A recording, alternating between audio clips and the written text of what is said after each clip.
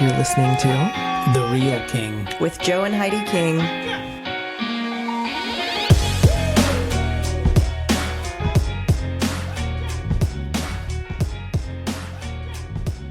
Hola. Can I say I almost prefer it without on Heidi, at least. It's very interesting. So what does this do then, if you can hear a difference? It's kind of like shields It the muffles it a little. impact in the air coming at the microphone. Oh, so you're not like, Keep your spit off of it. yeah. Yeah. Yep. We don't Please. have assigned ones though, so like we just share these Yes, so don't lick it. Yeah. again. Lord help her. We were talking to a guy yesterday, a friend of the podcast and a friend of all of ours. We'll just say his name rhymes with Snick. Bartholomew. Schmartholomew. Shout out. Shout out. If you know who you are, you know. Raise you your know. hand if you know who you are. Smick. If you know, you Smick, know. he says. So, how do we end up talking about? We were talking about choking, and he used to be a triage nurse down at the ER, and he was saying that this guy came in with a hunk of steak lodged, but he could still breathe around it. And the doc came in, and they're like, "So what do you want to do?" And he's like, "Have him drink a can of Coke, and let's wait an hour." He goes, "Coke will eat that thing out." So the guy drank a can of Coke. They waited an hour, and the Coke dissolved the chunk of steak, and the guy was fine. That's insane. Isn't that So nuts? expensive. to That's find so that out. crazy. If you're choking, don't do that. I've used Coke Seek to help. clean things before, like metal. And he's talking about Coca-Cola. Yeah. Not sponsored. It makes you wonder, though, for people that drink it regularly, Yeah, how are your guts? like what's That's what I said to what's Nick. happening in there. I was like, so that's just like eating our stomach lining. He's like, yep. So good. So if something eats No, your stomach what I said to him lining- was, I said, we must have a really tough stomach lining for that not to eat it. And he's like, no, it's eating it. So if it's eating your stomach lining, then what's going to happen? What does your stomach lining do? It regenerates itself. Yeah. But it also protects, so the acid and all the bacteria and But honestly, it's pretty resilient. I want to know what on earth, beverage-wise, is better than like a McDonald's Diet Coke Yeah. Or McDonald's regular Coke. or a McDonald's Sprite. This is the thing. I think we started talking about that because we were both talking about how we like soda. And it's like the hardest thing to give up. Because I gave up soda for a couple of False. years. And I still like to have one every once in a while. I Nice. love a good root beer. Do you want to know what made me sick? Just you saying that is I feel like that's what people say about booze. I just like to have one every once in a while. That's different, though. When God tells you to remove something out of your life, though, God didn't say it to me. it needs to be removed out of your life. There's like a known spiritual aspect to alcohol Correct. versus like Soda. No, I get it. I get it. soda. But I just don't like that saying. I like to have Yeah, one every once in a anything while. that has you can have stuff, but if it has you're in trouble because Yeah. it becomes an idol. Like for me, to eat Pizza Hut pizza and have ice cold Pepsi with it was something from my childhood. So get this. God told me to get rid of soda 3 years ago, 4 years ago, five. Yeah, it's been a long time. And I was like nothing but soda. You were nothing but soda. Nothing but soda. Like breakfast, lunch, dinner. And when like God told me that, I was like, no, like that's not a thing. Like you can't do that. Like, God, you grew up in biblical times. We have soda now. Like it was that was a mountain for my brain to be able to grasp. And I tried to get you to do it for a long time. For a long time. And I told you, drink water because you'll crave it. Right. And I didn't believe you. But when you finally listen to something that the Lord's telling you to do, I'm to a point now where not only did I do it successfully through his mercy and his grace, but I've been without it now for like 4 or 5 years, and there is not one piece of me that misses it. I don't crave it. I don't have a moment of like, oh, I just need something, blah, blah, blah. Like, I don't have any of that, to the point where if I'm in a situation where there's only soda to drink, I will go thirsty. Yeah. Because I want absolutely zero part of it. With McDonald's, I'm on like year 5 almost of no McDonald's. Right. And Like eating it. Right. yeah, because I ate it. We ate it multiple times A week. It was convenient. We lived right next to one. Yeah. But it was for our family to go through there. It was never, and I never feel full from McDonald's. No. I would eat McDonald's, go home and eat again. Yeah. There's something off with my body and whatever's in that food, where I would go through and I would order a number 3 double quarter pounder meal. You know the numbers. And then I would order 2 McChickens, and then I would order 2 McDoubles, add extra dehydrated onions. Dehydes. And then I would order 2 vanilla cones, and I'd eat those in the drive-thru waiting for my food. Because I knew if I ordered extra dehydrated onions, they would pull me ahead. First of all, the chocolate cones are better. God are. help her. Does McDonald's have chocolate? They always had twist. And twist. They always had twist. I don't know how it is now. I haven't been there in I've years. heard it's extremely more expensive than when we used to go there. Where? McDonald's. Is it? Yeah. I And feel now, like it is because I'm I not- got mom some when we were in Madison and it was expensive. I'm not Yeah. like going against McDonald's or knocking it or anything for anybody, but it was like one of those things that it had a financial hold on us. Yes, I was gonna say we've hit Coke and McDonald's in like Yeah. just this tiny little conversation. But what were we doing? Like we were actually buying cases and cases of multiple flavors of soda and having it on hand all the time. We'd drink like cans of it before we'd go to sleep at night, We would go through like a 12-pack like a day at least. or every 2 days. Yeah. Yeah. So we were That's a lot. in excess with everything. The McDonald's, we were in excess. There was times where I'd run and get McDonald's during the day working, and then come home. We'd end up eating it again at night. And at the end of the day, I would have spent like $85, $90 at McDonald's that day. Yeah, yeah. Some people work a whole day for that much money. That's like an entire day of your existence and your blood, sweat, and tears wasted on food. Like, not to throw you under the bus, but you're on a fast right now, and so is Carlos. Which, Yeah, so I'm ready to punch everybody for talking about this.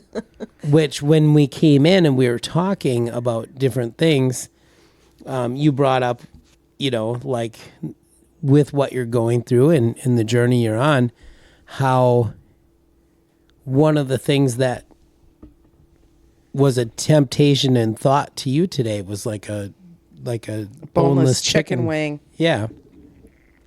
Immediately when you said that, Like I could taste it.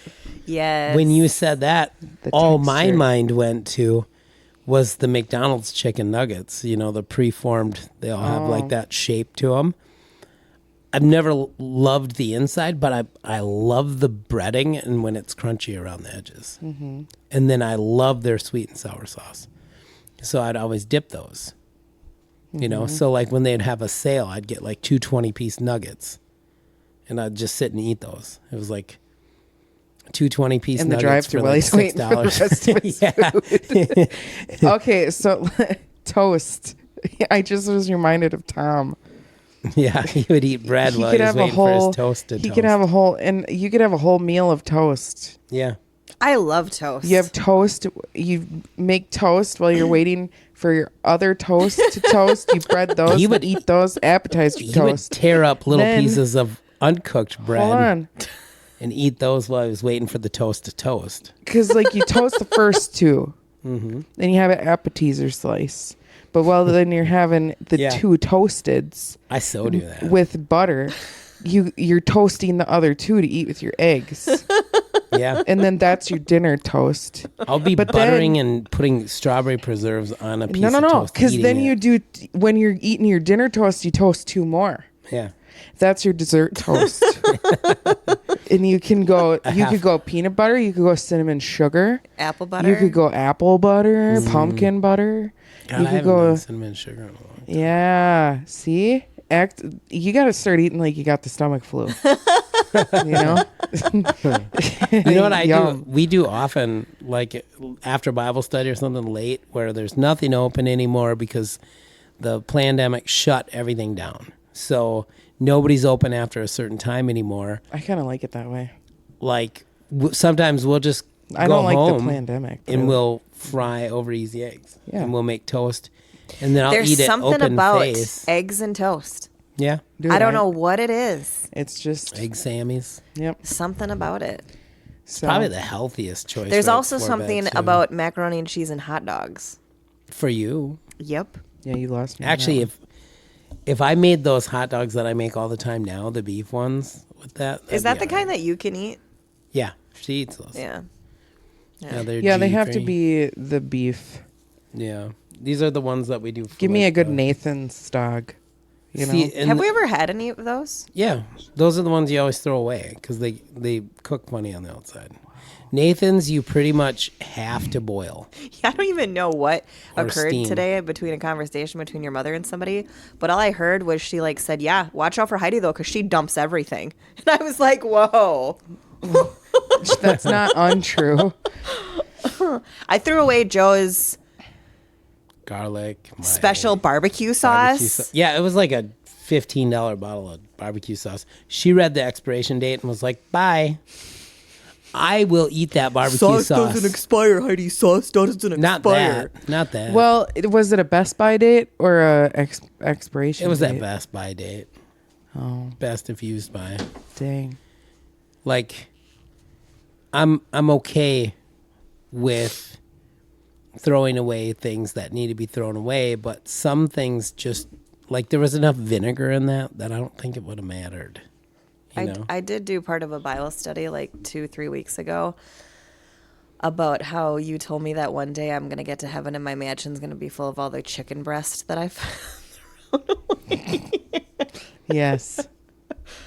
Yeah. We actually got on a full conversation at Bible study though because I'm a millennial and there's lots of people that are in my age bracket that are very similar to me.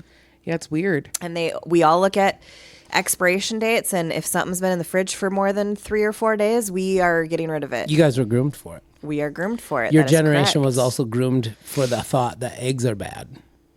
And now everybody's taking a complete 180, all medical and everything on eggs. You look at Max's generation. like he- cholesterol. Like, do you mean like Yeah. health wise? Like the food Health-wise. pyramid.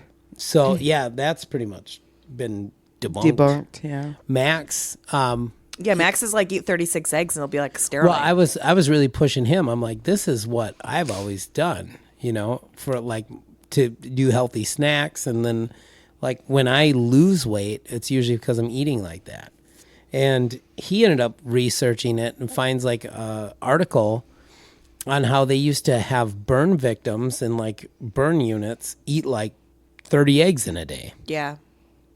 I'd eat Because 30 the- eggs. Hard boiled eggs. Lord Jesus, why are you having these people talk about food right now? Do you know what? You know what though?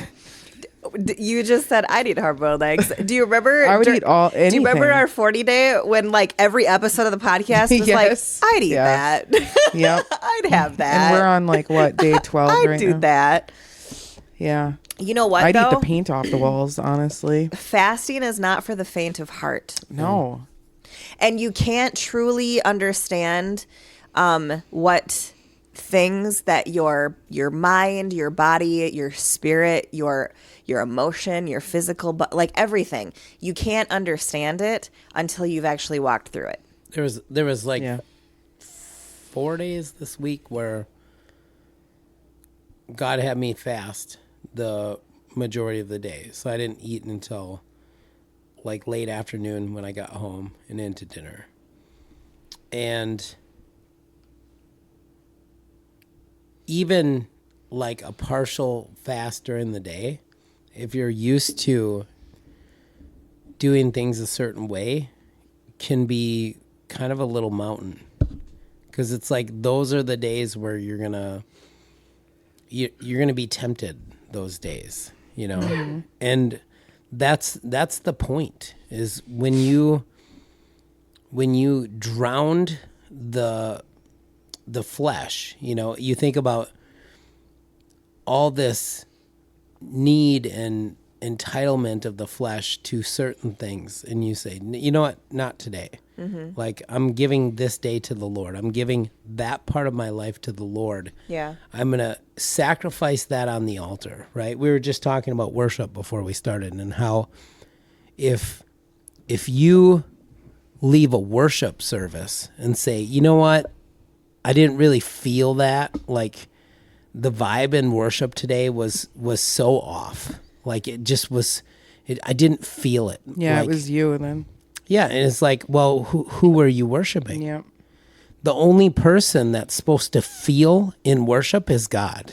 You're bringing something of sacrifice to the altar. You're laying it down, and that thing's supposed to burn before him. The only thing you should feel is the burning of all the things in your life. All those branches that he's been pruning and cutting off that should be thrown into the fire. That might be what you're supposed to bring in worship today. If you feel unfulfilled in worship, you're worshiping you. Yep. You're walking away from that stage. Or you're worshiping worship. Yeah, you cannot. You're worshiping the gathering. If you base your experience in worship off your emotions, I could sit in a room with one person that doesn't sing well, but they're anointed, and I can receive there, right? I can receive in a sense of, like, I can see that they're putting it all on the line to give their best to God. It's got nothing to do with what I'm getting out of it. Yeah. Right? The idea of fasting, we take certain parts of our life, our ability to sustain through nutrition, and we say, God, I'm going to give that to you because you're going to be what sustains me. So I'm going to give that to you as a living sacrifice. And then on the other side of this, I want clarity between you and I. You know what's amazing? Is like when you're fasting, this thought occurred to me that, like, you're around other people, right? Like, I'm around, like, Heidi could be talking to me. She all of a sudden turns into a big chicken leg. Right? With the lips. Yeah, talking to me. And I'm like, can you imagine you're by yourself and Satan comes to you and you have the ability to do it? And really no accountability because you're by yourself. And he's like, turn this rock into a loaf of bread. Would you be able to resist it? Would you have that whole, because Jesus was like prompt. He was right there with his response. Yep. Let your yes be yes and your no be no. And he was like, it's written, you get out of here. Meanwhile, I'm like, but if I did it. Yeah. Okay. Right? No, you can jump in whenever. Seeds of thought. Yeah. Bring every thought And imagination. Yes. Yeah. Into captivity. Yes. You have to. You have to Because, like, submit it. literally, you start going through the process like, okay, so what if I did?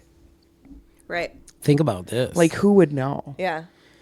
Every day, God's like, I want to draw near to him, to her. I want to be close to them. And then all of a sudden, through circumstance and through a lack of intimacy, we'll come to like a screeching halt and be like, I'm going to do this fast. I'm going to do this because I want to draw close to God. And he's been saying that to you every day, your entire life. I want to draw close to you. And now all of a sudden, the roles reverse because of your situational circumstance. And you say, I want to draw close to God, so I'm going to do this, right? What's interesting to me is he's saying that about you every day. Yeah. Every day, he's like, I want to draw close to you. I want to be a part of your decisions. Yeah. So it's 2 Corinthians 10:5, but it's so huge though. So it's seed of thought, right? So when it says to bring every thought into captivity to the obedience of Christ, every thought into captivity to the obedience of Christ Yeah. and being ready to punish all disobedience when your obedience is fulfilled. That is a wild scripture. Yeah. Absolutely wild.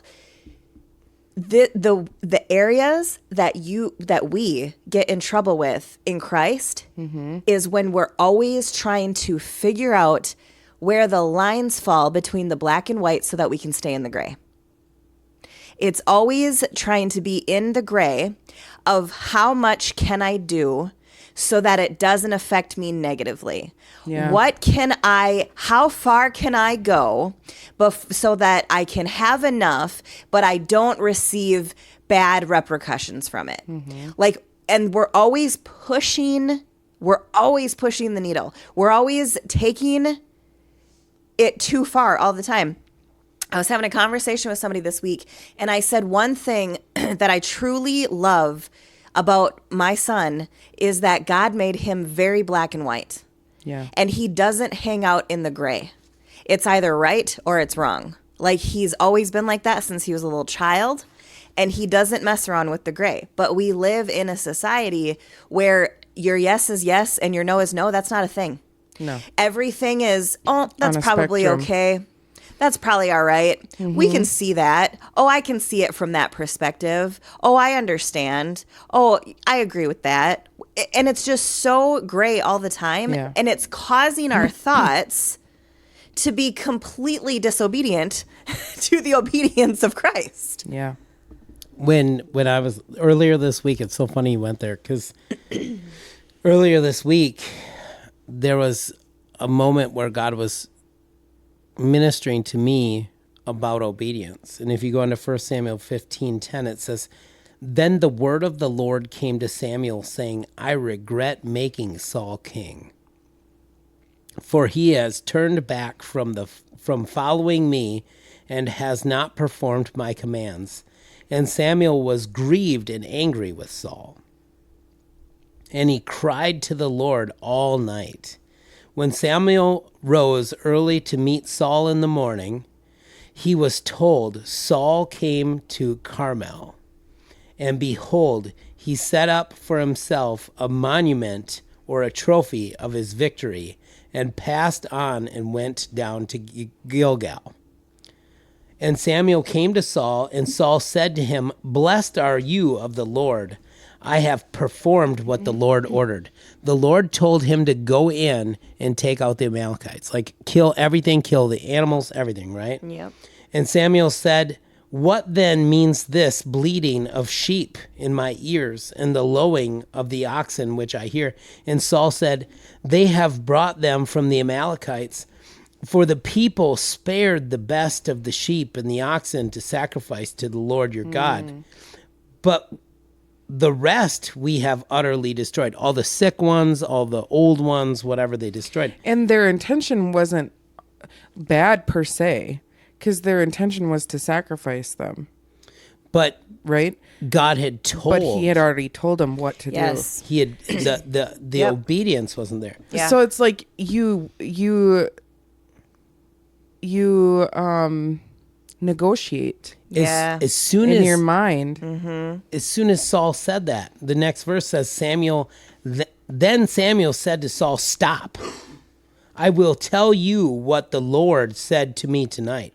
Saul said to him, Say on. Samuel said, When you were small in your own sight, you were not made the head of the tribes of Israel. And the Lord anointed you king over Israel. And the Lord sent you on a mission and said, Go utterly destroy the sinners, the Amalekites, and fight against them until they are consumed. Why then did you not obey the voice of the Lord, but swooped down upon the plunder and did evil in the Lord's sight? Saul said to Samuel, Yes, I have obeyed the voice of the Lord and have gone the way which the Lord sent me, and have brought Agag, king of Amalek, and have utterly destroyed the Amalekites. So he's arguing again that he was obedient. And he was not. But the people took from the spoil sheep and oxen. the chief of the things to be utterly destroyed, to sacrifice to the Lord your God of Gilgal, in Gilgal.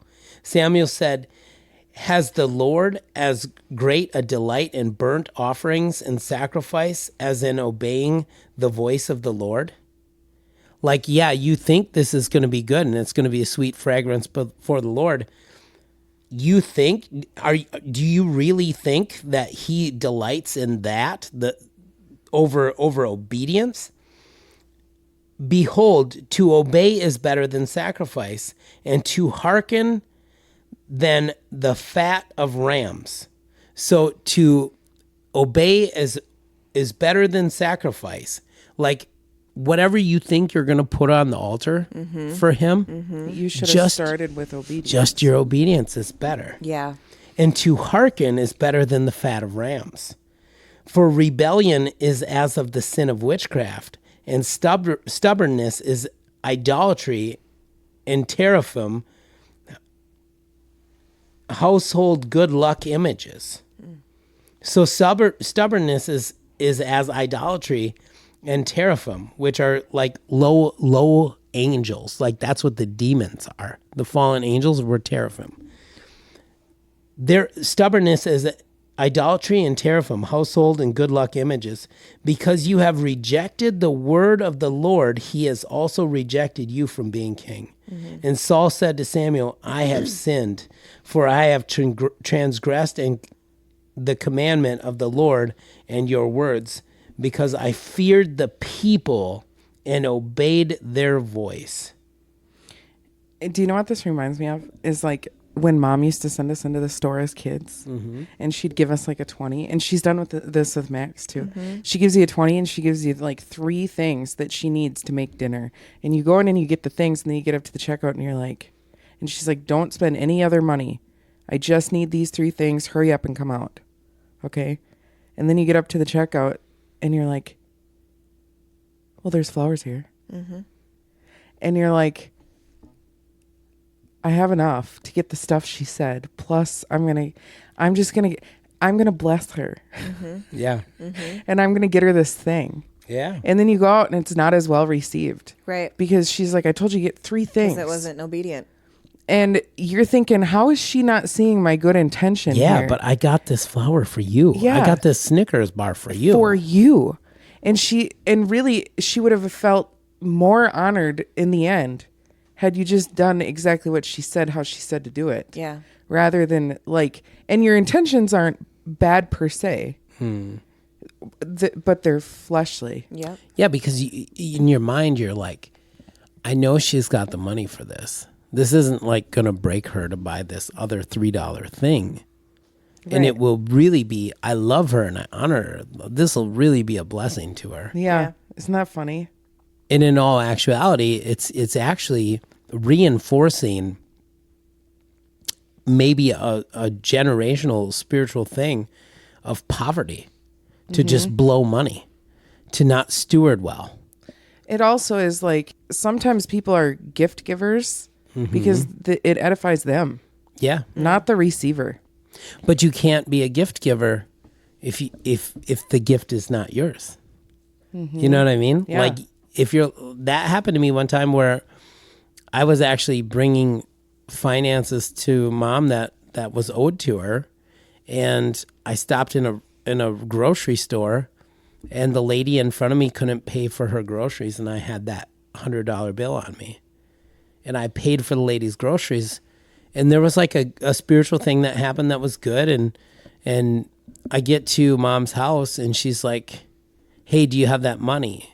And I was like, I'll have to get it for you tomorrow. I'll go to the bank and get it for you, because I had it. But I ended up, God put me in a position to pay for this lady's groceries. And so I used that. And she was like, you used my money and not your money. And I was like, well, I didn't have money. So who got the blessing? You or mom? I hope she did. I hope she did. You know what I mean? I Yeah. know, but at the time, it's like you Yep. you think you're doing the right thing. Yeah, but that's where discernment of spirits comes in. Yeah, and you like, where's the ultimate? Like, where's the gain there? Because sometimes, like, I was just in a situation at work where somebody was like, we should pursue development for the software for this thing. And I said, yeah, but where's the gain? You could do that, and it wouldn't hurt to have that. But what are we really gaining here? You know, we were teaching, and God had given me some notes, and I keep going back to them because it's so interesting, because it was like, how do you get close to God? Like, what are the things that will put you in proximity? And like my notes here, the first thing was, he's close to those with a broken heart and a contrite spirit. So that's in Psalms. The second thing is embracing the chastening that God does. You know, like his children, like who he loves, he'll chastise. You know, doesn't a good father chastise his children? Well, why wouldn't a loving heavenly father do the same? Can you tap on that for a second, though? Because we had a similar conversation. He doesn't only chasten. Right. And there's some people that believe, oh, I'm just going through another battle for the Lord. Like it's not a 24/7 correction. So the difference is the second part of that note that I wrote down. When you embrace God's chastening, it's through spiritual practices and disciplines. So it's through your fasting. It's through your prayer life. That's when you can reading the word. That's when you can hear his voice to understand that there's a chastising going on. Yep. He's like, hey, you can't go there anymore. You Yes. can't listen to that anymore. Yep, you can't watch that anymore. And now he's putting a conviction in you. He's not wiping out your bank account. Yeah. You know what I mean? Yeah. People are like, oh, He's not man. putting diseases on you. God's He's not testing putting me here. sicknesses on you. No. No, sometimes when the enemy is tempting you, you'll gain favor by overcoming that through the grace of God. I just imagine, like, sometimes when people do that, the devil's in the corner, like, LOL. Yeah. They're blaming God again. Yeah, he's like, Yep. I didn't even And touch him. It was me. They've embedded that false doctrine into their character. And this is the crazy part too, is that when stuff sometimes go wrong, people are always like, why God? Why God? Not one time do you ever hear somebody say, Sorry, God. why, devil? Yeah. Really? Like, because that's Or get out of that's here. that's who is the culprit here. And nobody's ever like, get out of here, devil. Well, people tend to think if I become a Christian and I confess, it's not even like surrender, because a lot of times if you're fully surrendered to the Lord, you wouldn't respond like that. They'll confess like, I am God's child. Then they have this entitlement that part of that agreement is that he'll never allow you to encounter the devil again. Oh, false And doctrine. that's not false true. doctrine. Yeah, look at Job. Yeah. Yeah. Literally. Like, look at the entire Bible. Everybody. So I was doing Literally a Bible all study. Yeah.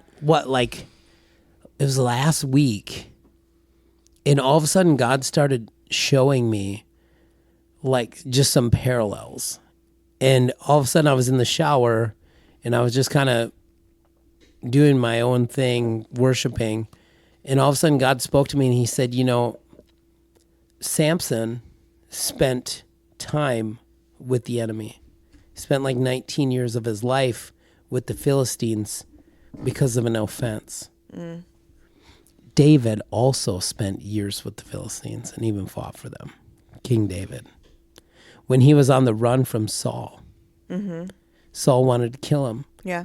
And he went and he fought for the Philistines. And actually when Philistines were coming in on Israel, they started to question, we've had these victories with David, but we're about to come upon his people. Is he going to fight for us, or is he going to turn on us with his mighty men? And there was a question, and David had to go before the Lord and ask him. And that's when things shifted. Like he had to like come against the Philistines. So we have these seasons in our life as called men and women of God where we have to look at, is this decision, this offense that I'm allowed to keep, this person going after me and trying to assassinate my character, is that going to leave me in a season where I'm actually fighting for the enemy? What does a captive do? They come in, they seize your land, they seize your goods, and they say, you fight for us or we'll kill you.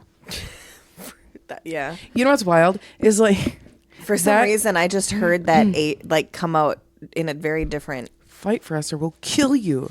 Right. So you all of a sudden have captives join in allegiance and fight in a military conduct as soldiers for the very people that just took and conquered their land. Within moments, they went from fighting to keep their property to fighting for something they don't believe in because they believe that's going to sustain their life on this earth. Didn't you say there was something like... Oh, you're talking in the concentration camps? Yeah. Yeah, there was Jews that literally would lead other Jews to the gas chambers. Yeah. Yeah, because they were forced to. Yeah. Yeah.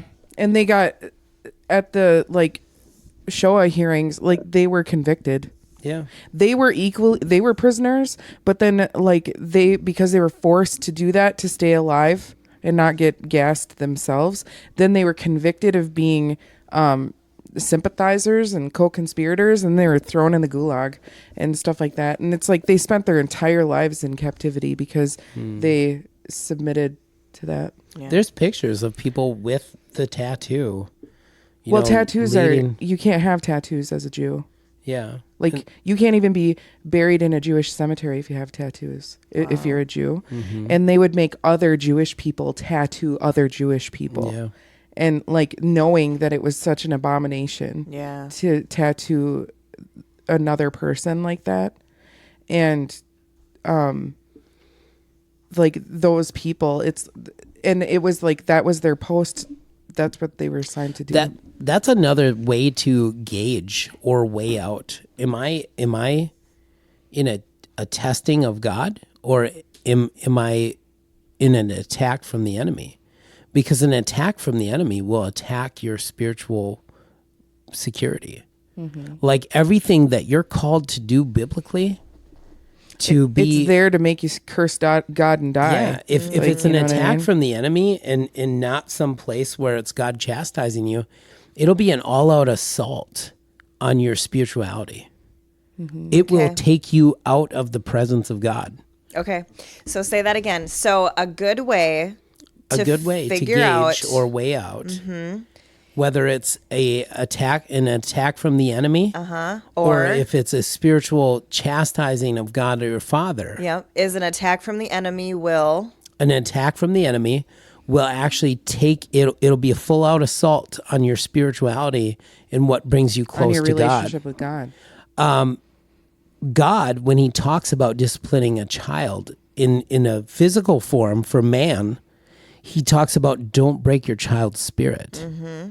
God chastising you will never break your spirit. It'll never take you out of sonship or daughtership. It'll make you uncomfortable, but it will eventually you bond to that person. It'll never leave you an orphan spirit. Mm-mm. You'll never think of God as somebody that's waiting to strike you. Yeah, like I'm not good enough. Right. Why have you forsaken me? Like that's not chastisement. Mm-hmm. But like some people, like they get told off by the other person in front of them in Starbucks, and then they go home and read the letter that Paul wrote from prison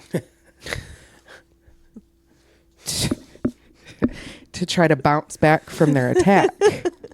And some of it is like God's like, hello. Mm-hmm. He's like watching you from a distance. He watches you trip and fall to see if you like pick yourself up, dust yourself off, and keep on moving, or if that's going to take you out. And he's got to come and get you and pick you up. Thank you so much for joining us for today's episode. We are so blessed to have the privilege to share with you. If you haven't already, please connect with us on Facebook and Instagram. You can find us by searching at The Real King Podcast. That's at THE Real King Podcast.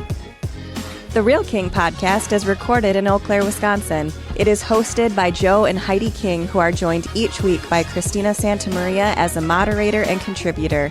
It is produced and edited by Joe and Heidi King and Carlos and Christina Santamaria.